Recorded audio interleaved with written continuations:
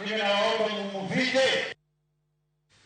Duol makedo mibadhi EACC ondikone jagoro migao mar apeini mondo ochungi tich midusa maduong' mar apeini kuom tiyo gi otese mabandia mag somo.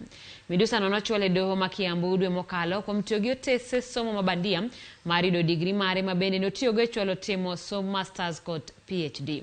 EACC bende wacho ni gimedo nono weche mathoth mag tiyo gi otese mabandia e piny owacho mamalo kod mago mag counties.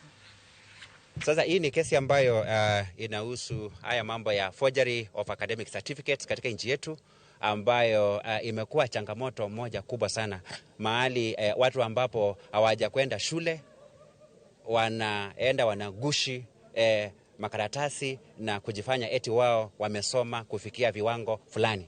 Kuna wengi ambao wamefanya forgery ya degree certificates, wengine diplomas, wengine wanatumia hizo forged certificates hata kuenda kufanya masomo ya juu zaidi yakiwemo PhD na masters. Kesi ambayo tunazungumzia hivi leo ni kesi ambayo inahusu afisa mmoja wa ngazi ya juu serikalini katika wizara ya barabara, ambaye ni engineer, superintendent engineer, yule ambaye anawasimamia engineer wengine.